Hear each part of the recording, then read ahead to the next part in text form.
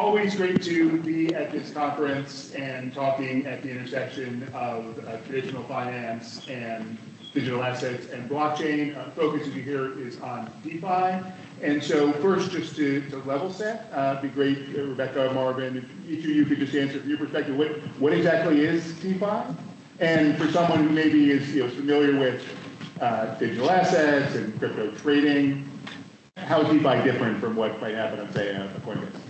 Sure. I think there's certainly not a generally accepted definition of DeFi among regulators, policymakers, or among industry, but I generally try to take it up to a very high level when I talk about DeFi and say it is a software system that is built on open and permissionless blockchain networks that allow individuals to engage in financial transactions in a self-directed manner without any intermediaries or middlemen.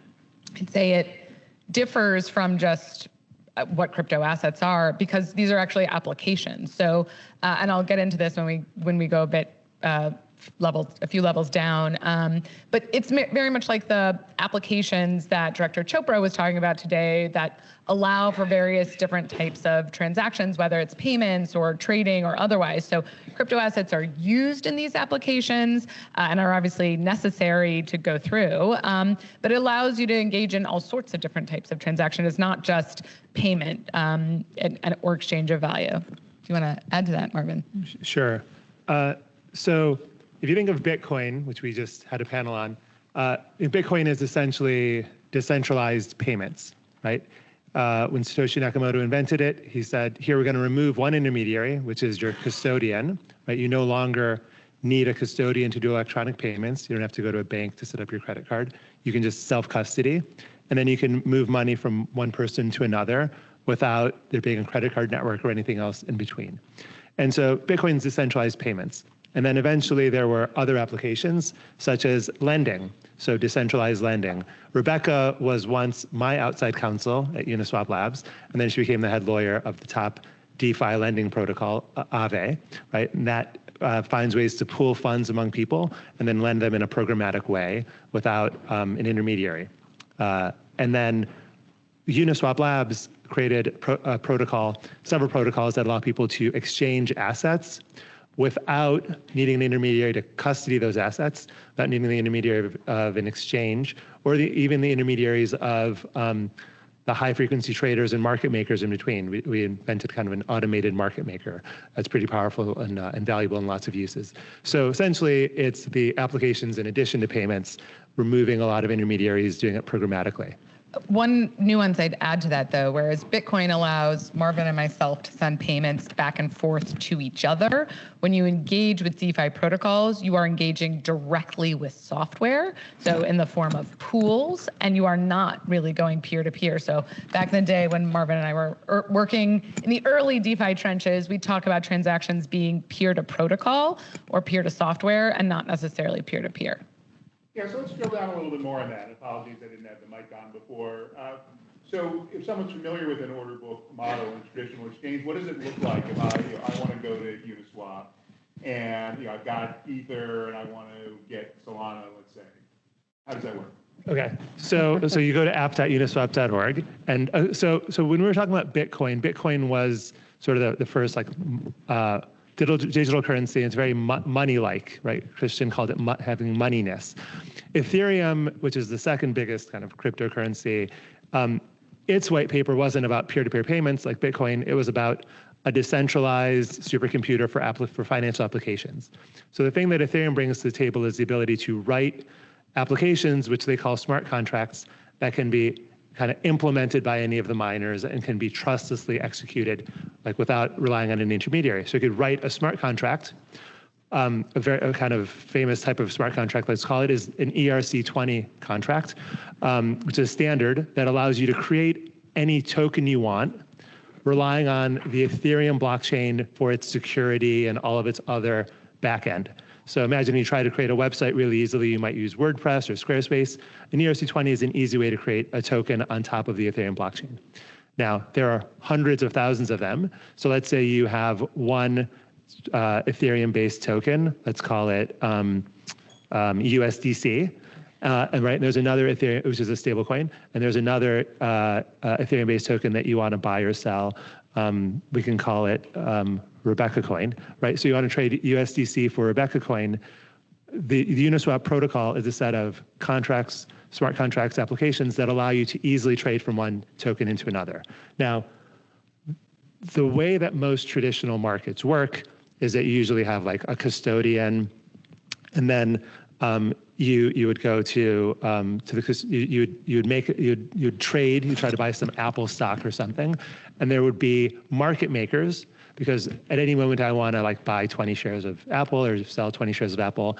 There might not be somebody else in the world at that moment who wants to sell 20 shares of Apple. So these people are intermediaries who, hold inventory, hedge, try to not take price risk, but try to be there and make a spread on buying and selling Apple. It's a very hard, interesting business. Folks like Citadel and Virtu are very good at it. But it's expensive, so you can't do it for every asset type, right? There are some assets that are fairly illiquid because they don't have those market makers. And so what the Uniswap protocol does, instead of relying on those kinds of market makers, is it allows you to take your assets and all of us to crowdfund, right? All of us have some Rebecca coin and some USDC coin, and we're indifferent as to which of these two we hold. We'll crowdfund them into a pool. Think of it as a digital vending machine where we put our assets. And anyone who wants to put Rebecca coin in can take USDC out and vice versa. And we who crowdfunded it, we get a percentage of the spread instead of there being market makers. Now, this ends up being very powerful. It is really the basic market structure of all DeFi trading protocols. They all pretty much just copied our code, which is open source, and almost all the protocols are based on Uniswap v1, v2, or v3. And that allows for massive long tail trading. So a lot of assets that would otherwise be illiquid have a price 24/7 and tradability. There are a lot of kind of TradFi use cases that people have talked to us about as a result. If you think of a lot of illiquid assets, like if you're managing an ETF and part of the ETF has illiquid assets that need to be traded and rebalanced every day, this might end up being a cheaper way to do it.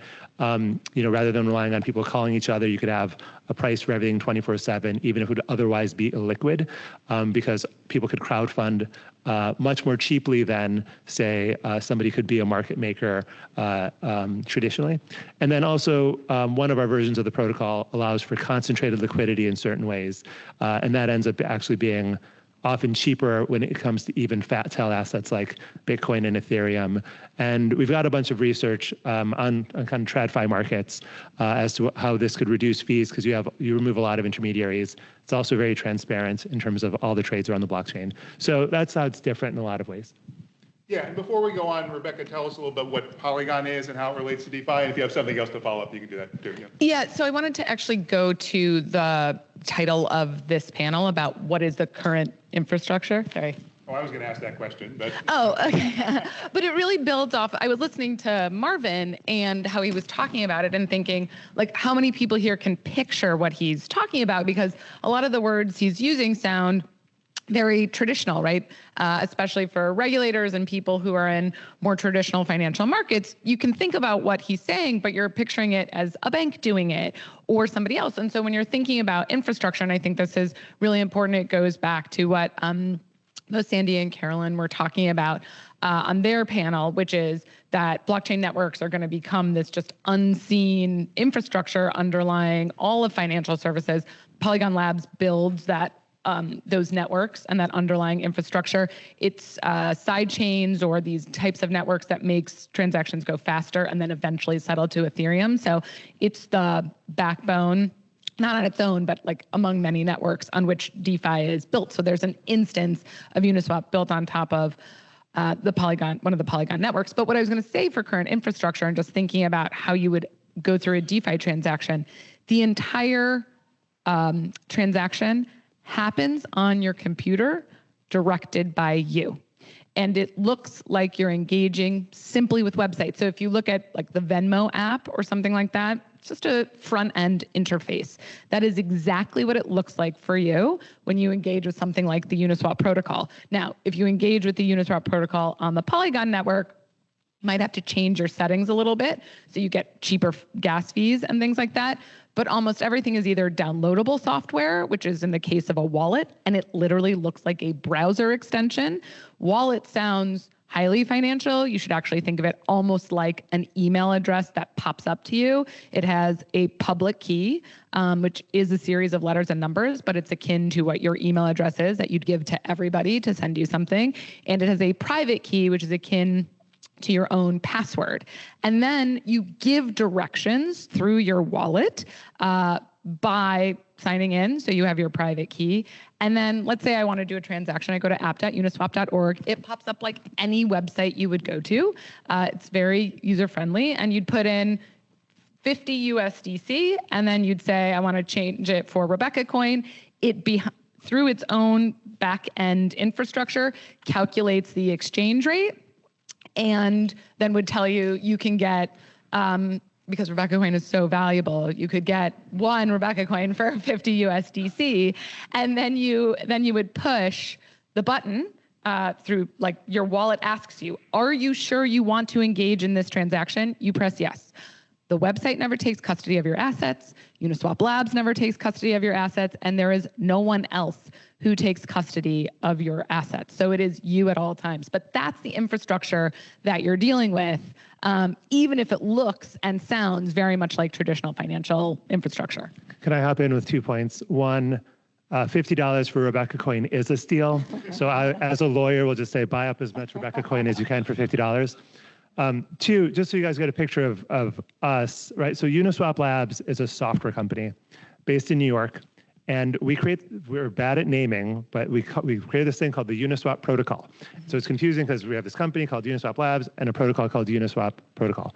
We don't control the protocol at all. It's like Satoshi Nakamoto created Bitcoin, and anyone can use it. You don't need to call Satoshi to like get a Bitcoin or to send a Bitcoin. You don't have to ever talk to us, deal with us. If all of us went away, the protocol is out there. It's a set of smart contracts. You just automatically you open up your MetaMask wallet, will integrate with Uniswap protocol, your Coinbase self-custody wallet. A lot of the self-custody wallets, if you're trying to exchange assets, on the back end is the Uniswap protocol and other trading protocols. You never have to talk to us at all. That wallet just interfaces directly with this protocol that we do not control. So it's almost like a set standard, a set common protocol. And an ERC20 token can represent, which is the Ethereum-based standard, can represent any asset at all, right? It could be a gold-backed asset, it could be a stable coin, it could be a meme, it could represent anything. And so it's essentially a commodity, a derivative, whatever you want. It's essentially a shared infrastructure for trading any asset. You've both emphasized the non-custodial aspect of DeFi protocols.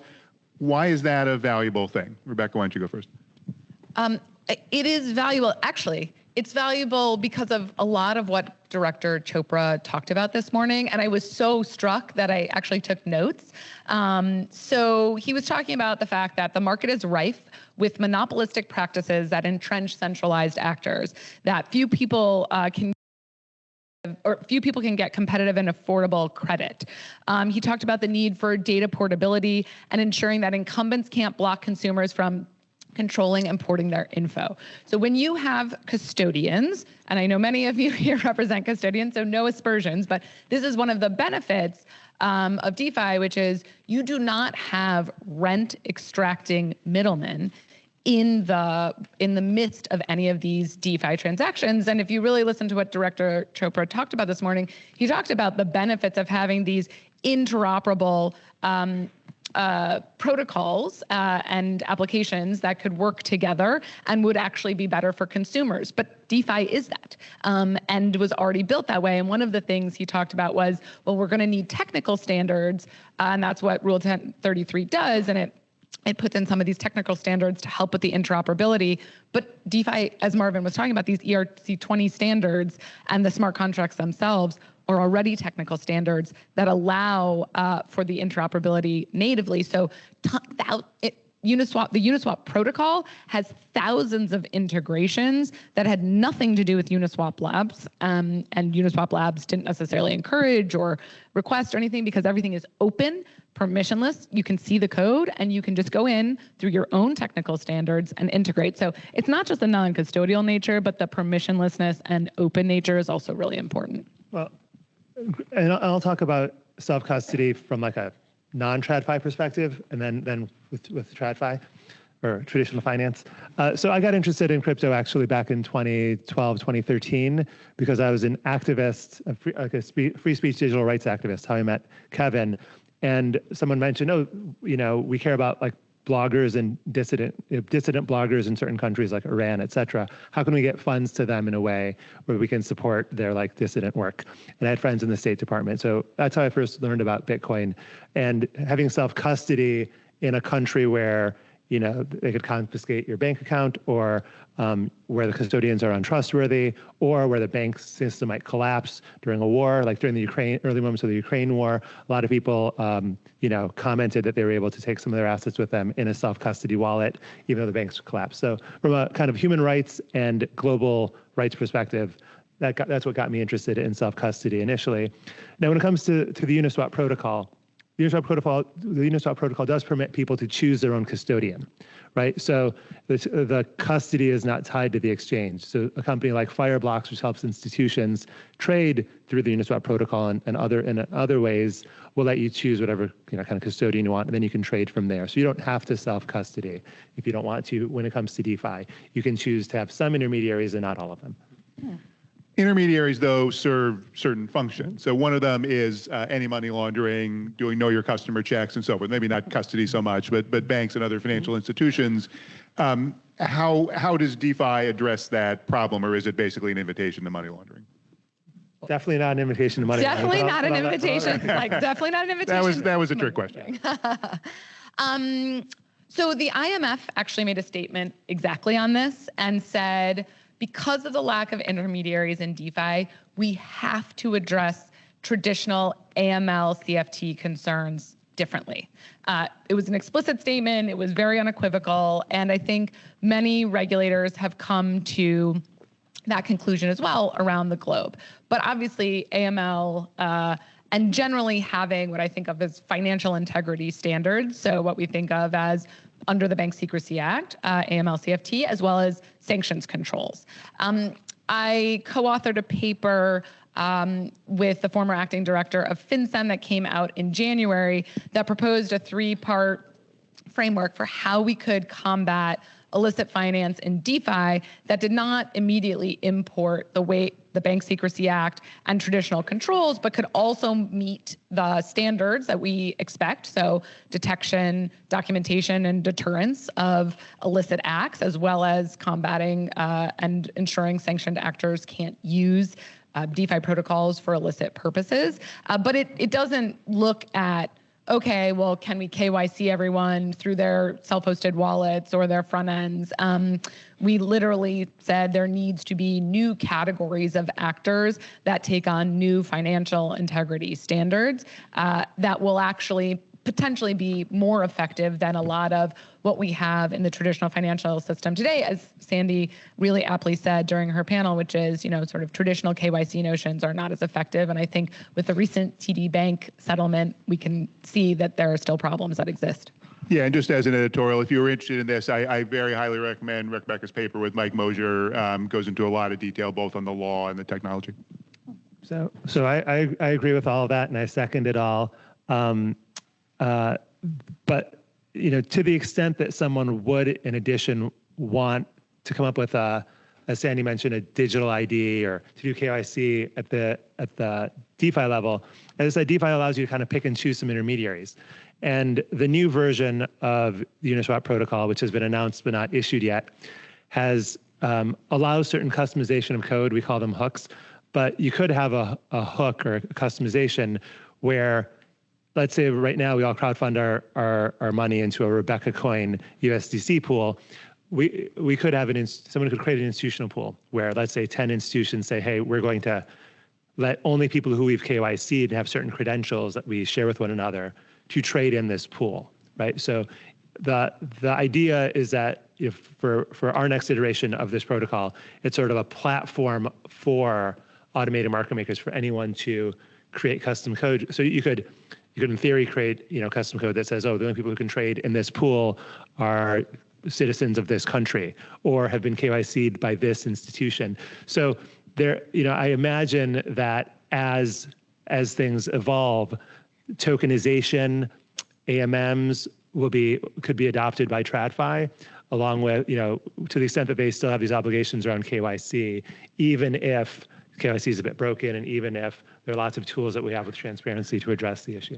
Yeah, I do think the transparency part, that was good at the end, and that I think we should really highlight that, because a lot of the reasons we have our regulations to date is because, as Director Chopra said, that he said, banking needs to be free of powerful gatekeepers and middlemen who are simply imposing their own private regulations. And so that is why we have a lot of the regulations and laws that we have today, to ensure that whoever we're entrusting our assets to or our information to is handling it appropriately and with care, and that protects the users and consumers. But the transparency of DeFi, which is when deployed on permissionless blockchain networks, means that law enforcement and others can actually trace and track transactions in real time. And I think you can't use that alone. You need things like, whether it be hooks or new actors in the space who take on new standards or whatever it may be, you will need something new, but the traceability is pretty outsized. And when you talk to law enforcement, and I would say the FBI is really savvy, especially given having worked with them since like about 2017, 2018 to now, with tracing bad actors, working to freeze funds in a way that you truly never could in the traditional financial system. As you both said, though, this is about taking financial services and reconstituting them as software. And software has bugs, software breaks, and there have been many cases of DeFi systems being hacked by bad actors. So one of the things that intermediaries do is they provide a locus of that kind of responsibility. So how does that play out in a DeFi environment? Marvin, you can go first. I wouldn't know, since Uniswap protocol has never been hacked, but no. Yesterday I was at an onsite in New York, and we do every time at our onsite we do a trivia, like a crypto trivia, and I'm on this team with a whole bunch of engineers, and so there were a few questions about hacks, and I knew them all. I named the Ronin hack, this hack. They're like, how does Marvin know all the hacks? I'm like, that's all I think about. So a lot of so the companies that tended to have succeeded and survived are the ones that have not been hacked. There was a long time when a lot of centralized exchanges were hacked. And if you read the early history of Coinbase, or you listen to podcasts, I think their number one thing was, let's not be hacked. And Coinbase is still here and giant, partly because they were never hacked. And so we take security very seriously. We do all these audits. We have all these like bug bounties, et cetera. Now, the truth is, when it comes to DeFi, you do have a different set of risks, right? It's not the same exact risks. So to the extent that Paul was talking about comprehensive legislation or rulemaking, like what we advocate for will be adapted to DeFi. So what we've proposed, in kind of draft legislation, a lot of stuff around cybersecurity. So that is a key risk. And what ends up happening, is there will be a hack. A lot of these hacks tend to be on kind of, like DeFi itself is pretty small compared to the rest of the crypto market, right? I think our volume is like 2 billion a day. That's maybe a quarter of Coinbase's, or a tenth of Binance's. And then a lot of these protocols that have been hacked are even smaller than that. So they've tended to be relatively small compared to like the entire market. But yeah, it is a risk. It is kind of a core risk. It's a different risk than you see as much. I mean, you have a lot of cybersecurity rules around traditional banks, but it's a somewhat different risk. I'll say a couple things. So just to put a number on it, because I had to look it up recently. So DeFi is 3% of the total crypto market today. So very, very small. But because it is such, I think it is actually, other than Bitcoin and what that can do for payments, probably and stable coins, the most important advent in that has come through crypto. And just why is that? Because, it hasn't gained all this traction, right? It's still 3%. But the idea that you can engage in these types of transactions in a non-custodial way without the fee extraction, right? All the types of things that Director Chopra identified as problematic in the current system are solved in many ways by this. Now, to go back to your hacks question, I think there are a few things. So people are very focused on who do we blame when there is a hack, right?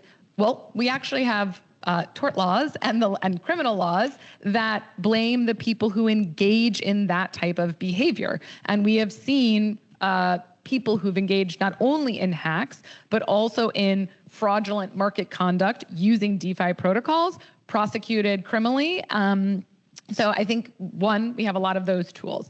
Two, as Marvin, to go back to the risks Marvin was identifying, I think there are cyber risks, which are really important, and we should advocate for cyber standards. There are already agencies who work on this in the traditional financial world too. So CISA, which is the Cybersecurity and Information Security Agency, handles this, and they oversee critical infrastructure, which are like the networks that underlie banks and the like today. So we do need those cyber standards. Then there's system management risk. That's Web 2 risk, right? Like, is all your information concentrated in one person? Can they be socially hacked, right? And held up. The Ronin hack that Marvin was referring to was very much like that.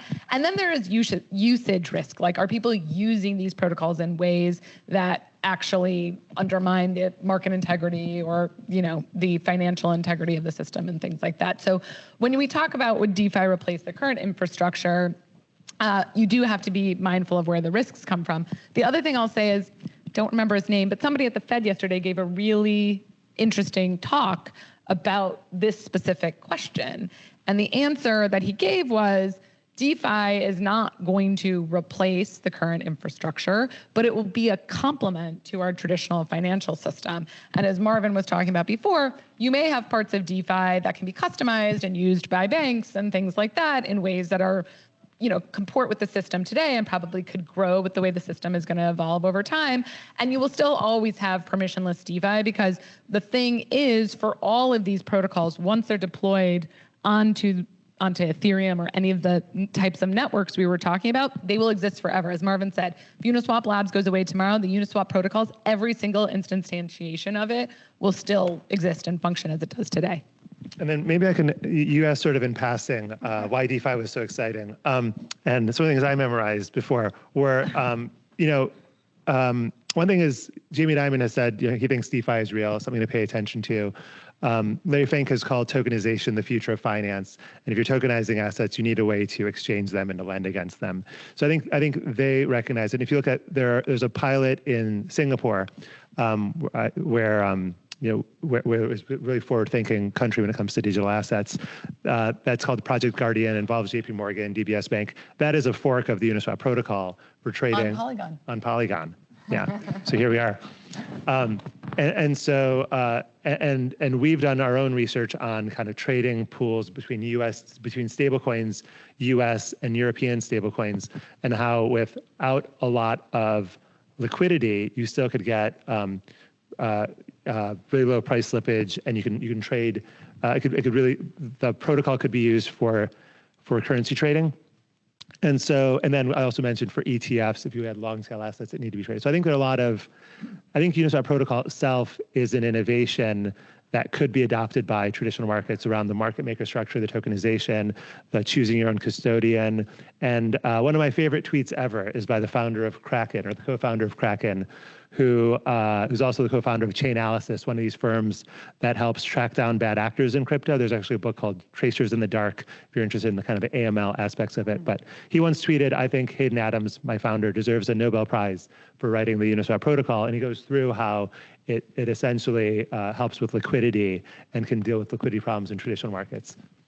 Apparently you have to be an AI to win a Nobel Prize, though, this year. So, yeah. All right, so we only got a couple minutes left. Let me just ask, if that's the case, though, if DeFi is the solution to all these problems in traditional finance? It's a complement. It could be used in some situations. Why in the name of the panel does it not replace traditional finance?